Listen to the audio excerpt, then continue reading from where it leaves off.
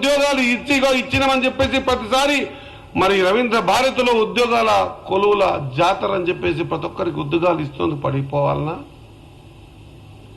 ఈ రాష్ట్రం అప్పుల పోతుగా ఉన్న అప్పుల కుప్పలు నెట్టేసిన తర్వాత కూడా 6 గ్యారంటీ స్కీములు చెప్పాం. పేద బడుగు బలహీన వర్గాల గురించి ఆలోచన చేశాం, అగ్రవర్ణాల్లో ఉన్నటువంటి పేదల గురించి, మైనార్టీల గురించి ఆలోచన చేశాం. వీరందరికీ లబ్ధి చేకూరాలని చెప్పేసి ప్రతి దాన్ని కూడా ఎంత కష్టమైనా కూడా చేయాలనే ఆలోచన తలంపుతో వచ్చినటువంటి సందర్భాన్ని ఎన్ని కష్టమైనా చేస్తున్నందుకు పడిపోవాలా? ఈరోజు ఉచిత బస్సు ప్రయాణం రోల్ మోడల్ గా పక్కన ఉన్నటువంటి ఈరోజు ఆంధ్రప్రదేశ్ కూడా తీసుకుంటా ఉంది. అటువంటి మోడల్ గా తీసుకొచ్చి ఈరోజు ప్రతి మహిళ కూడా అది పుట్టింటికైనా లేకుంటే ఇంటి దేవతకైనా గుడికి పోతున్నటువంటి ప్రతి సందర్భం గురించి చర్చించే విధంగా మొత్తం దేశమంతా ఆలోచన చేస్తూ ఉంది. అందుకోసం పడిపోవాలా? మీరు ఏ కోణంలో తీసుకోండి, ఈరోజు అది ఉచిత బస్సు కావచ్చు, లేదా పేదోడు బీదోడు బడుగు బలహీన వర్గాలు అగ్రవర్ణాల్లో ఉన్నటువంటి పేదలు మైనార్టీలందరూ కూడా 200 యూనిట్ల కరెంటు బిల్లు కట్టొద్దు, మేము కడతామని చెప్పేసి కరెంటు బిల్లు ప్రభుత్వం కడుతున్నందుకు పడిపోవాలా? దేనికి?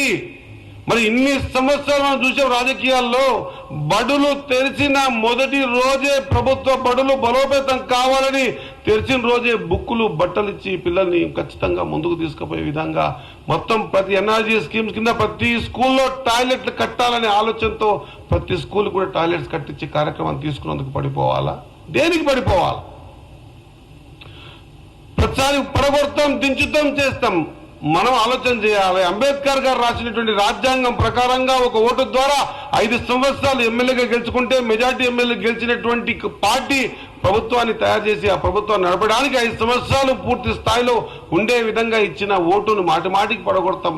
ఇతర రాష్ట్రాలు ఈ విధంగా అయితే పడగొట్టాం, మీరు కూడా పడగొడతామని బెదిరిస్తే బెదిరించిన దానికి భయపడాలా?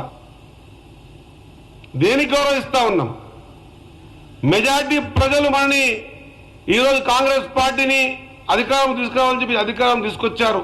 మరి అధికారం తీసుకొచ్చిన తర్వాత వాళ్ళకి 5 సంవత్సరాలు ఇచ్చిన అవకాశాన్ని ఏ విధంగా 5 సంవత్సరాల్లో మేము పరిపూర్ణంగా ఈ తెలంగాణ రాష్ట్రం ఆంధ్రప్రదేశ్ ద్వారా విడిపోయిన తర్వాత మిగులు రాష్ట్రంగా ఉండే అప్పుల కుప్పైనటువంటి 10 సంవత్సరాలు అప్పుల కుప్పైనటువంటి ఈ తెలంగాణ రాష్ట్రాన్ని ఈ అప్పుల కుప్పకించి ప్రతి సంవత్సరం ప్రతి నెల ఎంత కడతా ఉన్నాం. ఇది ప్రతి ప్రజల్లోకి ప్రతి ఒక్కరికి తెలవాలి, మారుమూలలో ఉన్నటువంటి ప్రజానికానికి కూడా తెలవాలని చెప్పేసి ధైర్యంతో ముఖ్యమంత్రి గారు మాట్లాడుతున్నటువంటి రేవంత్ రెడ్డి గారు చెప్తున్నటువంటి విధానం ఇది అందరికీ తెలిసిపోయిందని చెప్పేసి, తెలిసిపోతే మా పప్పులు ఉడకవని చెప్పేసి మరి మీరు చెప్పే మాటలకు భయపడాలా? దేనికి పడిపోవాలి ప్రభుత్వం? ఒకసారి ఆలోచన చేయాల్సిన అవసరం ఉంది. కొంతమంది ఓవర్ నైట్ ఏదో కావాలా, మేము కూడా మీడియాలలో దీంట్లో మా చర్చ జరగాలని అనుకునే వాళ్ళకి ఏదైనా అక్కడక్కడ మాట్లాడడం వల్ల, తలాతోక లేని వాళ్ళు మాట్లాడడం వల్ల వాళ్ళకి ఏదైనా ఇది ఇట్లా మాట్లాడడం పనికొస్తుంది. కానీ మీలాంటి మ్యాచ్యూరిటీ ఉన్నటువంటి నాయకుడు ఈ విధంగా మాట్లాడడం కొంత బాధాకరం అన్న మాట నేను గుర్తు చేస్తా ఉన్నా.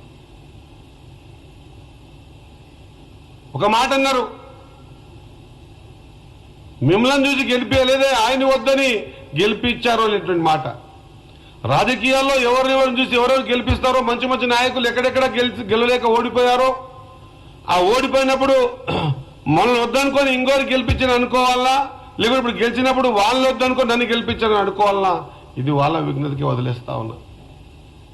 నేను ఇప్పుడు కూడా అంటా ఉన్నా, సమాజం ఈరోజు రాజకీయ నాయకుల్ని ఒక చిన్న చూపు చూసే విధంగా మనం చేసే ప్రవర్తన, ఈ ప్రవర్తన వల్ల రాబోయే రోజుల్లో రాజకీయ నాయకుడు అంటే పలచన పడేటువంటి పరిస్థితులు వస్తుంటాయి. కాబట్టి మనం జాగ్రత్తగా మెలుకోవాల్సిన అవసరం ఉంది.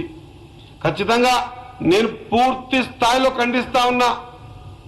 ఇప్పుడు నేను కూడా మక్తల్ షాదల్ జబూన్గా ఎన్నుకున్నా, నాకంటే ముందున్న ఎమ్మెల్యే బాలేడని నన్ను గెలిపించిండొచ్చు కాక, కానీ రేపు నేను కూడా ఓడిపోవడానికి కారణం నేను బాలేక ఇంకోని గెలిపించుకునే విధంగా ఉండకూడదు. ఆ విధంగా నా నడక ఉండాలి, నా నడవడిత ఉండాలి, నా ఆలోచన విధానం ఉండాలి. ఆ విధంగా మనం ప్రవర్తించుకోవాలి తప్ప రాజకీయాలలో ఈ విధంగా ఎక్కడ కోపమో తీసి ఇక్కడ వేయటమో లేకుంటే ఇంకొకటో మేము కొంత కోరుకుంటున్నాం. ఈ రోజు కూడా మాట్లాడుతూ ఉన్నాం. ఖచ్చితంగా ఒక కాంగ్రెస్ పార్టీ, నేను గత 30 సంవత్సరాల కింద కాంగ్రెస్ పార్టీలోనే ఉన్న, కాంగ్రెస్ పార్టీ గ్రామ స్థాయికి ఈ స్థాయికి ఎదిగినా కూడా ఇప్పటికి కూడా సెర్చ్ చేస్తూ ఉంటాం. ఏ పార్టీ అయినా సరే మ్యాచ్యూరిటీ ఉన్న నాయకులు ఏముంటారు, వాళ్ళ ఆలోచన విధానం ఏ విధంగా ఉంటుంది, మరి వారు ఏ విధంగా మసులుకుంటారు అనేటువంటి కొంత కోణంలో ఆలోచన చేస్తే ఈరోజు మనం కూడా ఏమి చూసి ఏం నేర్చుకోవాలి.